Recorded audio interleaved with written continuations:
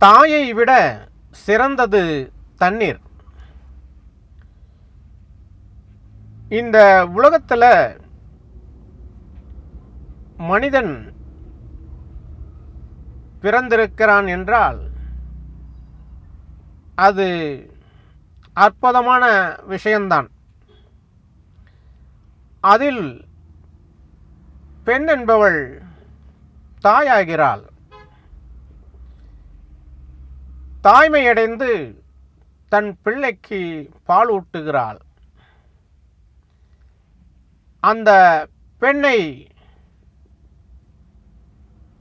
தாய்மையடையும் போதுதான், குழந்தை பெற்றெடுத்த பிறகுதான் தாய் என்று சொல்ல முடியும். ஆனால் இந்த மண்ணில் உள்ள உயிர்களுக்கு தண்ணீர்தான் தாய். மண்ணில் உள்ள அனைத்து உயிர்களுக்கும் தண்ணீர் ஒரு மிகப்பெரிய தாய். தண்ணீருக்கு நிகரான தாய் இந்த உலகில் வேறெதுவும் கிடையாது. ஒரு பெண் குழந்தையை பெற்றுவிட்டால் அந்த பெண் அந்த குழந்தைக்கு மட்டும்தான் தாயாக இருக்க முடியும். ஆனால் தண்ணீர் அப்படியல்ல, இந்த உலகத்திற்கே தாயாக இருக்கிறது. உலகில் கடவுள் என்று சொல்லப்போனால் அதை தண்ணீரைத்தான் சொல்ல முடியும். ஏனென்றால் இந்த உலகில் அத்தனை உயிர்களையும் காத்து கொண்டு இருக்கிறது. தாய் என்பவள் ஒரு குழந்தைக்கு பாலூட்டிதான் வளர்க்க முடியும். ஆனால் தண்ணீர் ஒவ்வொரு உயிர்களுக்கும் உயிரை கொடுக்கிறது என்பதை நினைவில் வைத்துக் கொள்ளுங்கள். தண்ணீருக்கு எவ்வளவு மகத்துவம் இருக்கிறது என்பதை கொஞ்சம் சிந்தித்து பார்த்தால் நீங்கள் தண்ணீரை வணங்க ஆரம்பித்து விடுவீர்கள். வாழ்க்கையில் உங்களுக்கு எது வேண்டுமானாலும் சரி, அத்தனைக்கும் இந்த தண்ணீர் தான் உங்களுக்கு தாயாக இருந்து உதவுகிறது என்பதை நினைவில் வைத்துக் கொள்ளுங்கள். கோயிலில் இருக்கும் கடவுளுக்கும் கூட தண்ணீர் வேண்டும். ஏனென்றால் அந்த கோயிலில் இருக்கும் சிலையை குளிக்க வைப்பதற்கு தண்ணீர் வேண்டும்.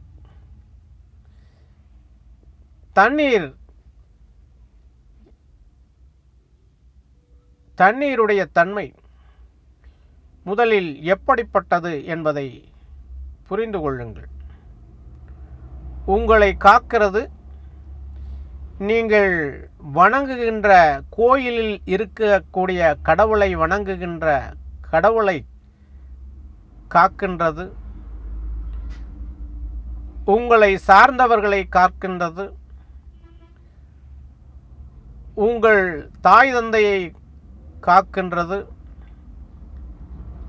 நீங்கள் யாரையெல்லாம் நேசிக்கின்றீர்களோ அத்தனை பேரையும் காக்கின்றது. அது மட்டுமல்லாமல் நீங்கள் நேசிக்கக்கூடிய மனிதர்களாக இருந்தாலும் சரி, நேசிக்காத மனிதர்களாக இருந்தாலும் சரி, அத்தனை பேரையும் காக்கின்ற ஒரே கடவுள் தண்ணீர் தான். தண்ணீருக்கு நிகரான கடவுள் இந்த உலகில் வேறு எதுவும் கிடையாது. தண்ணீர் என்பது மனிதனுக்கு ஒரு சிம்ம சொப்பனம். அவன் கற்பனைக்கே எட்டாத ஒரு விஷயம்தான் இந்த தண்ணீர். மனிதன் எத்தனை செல்வம் வைத்திருந்தாலும் சரி, எத்தனை திறமைகள் வைத்திருந்தாலும் சரி, அவன் ஒரு துளி தண்ணீரை உருவாக்க முடியாது. ஏனென்றால் மனிதனுடைய உயிரை கொடுத்ததே அந்த தண்ணீர்தான். தண்ணீர்தான் மனிதனுக்கு உயிரை கொடுத்துள்ளது என்றால், ஆனால் அந்த தண்ணீரையே இவனால் தயாரிக்க முடியாது என்பதுதான் உண்மை. அந்த தண்ணீரை மனிதனால் உருவாக்க முடியாது. ஆகையால் இயற்கை கொடுத்த செல்வத்தில் முதல் செல்வம் தண்ணீர்தான். அந்த தண்ணீரை தாய்க்கும் மேலாக, தெய்வத்திற்கும் தெய்வமாக, தாய்க்கும் தாயுமாக இருந்து காக்க வேண்டியது இந்த மண்ணில் ஒவ்வொருவருடைய கடமைதான். வாழ்க்கையில் எப்படி உங்கள் உயிரை நீங்கள் காப்பாற்ற வேண்டும் என்று நினைக்கிறீர்களோ, அப்படி தண்ணீரையும் காப்பாற்ற வேண்டும். தண்ணீர் இல்லை என்றால் நீங்களும் இருக்க மாட்டீர்கள், இந்த உலகமும் இருக்காது.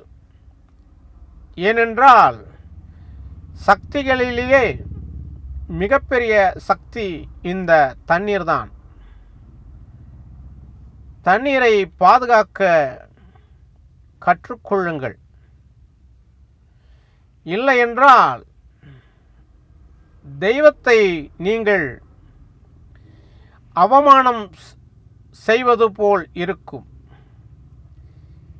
தாய்க்கும் தாயாக இருப்பது இந்த தண்ணீர்தான் என்பதை நினைவில் வைத்து, அந்த தண்ணீரை நீங்கள் ஒவ்வொருவரும் காப்பாற்ற உறுதுணையாக இருக்க வேண்டும். தாய் ஒரு தெய்வம் என்றால் அந்த தெய்வத்தையே படைத்தது இந்த தண்ணீர்தான்.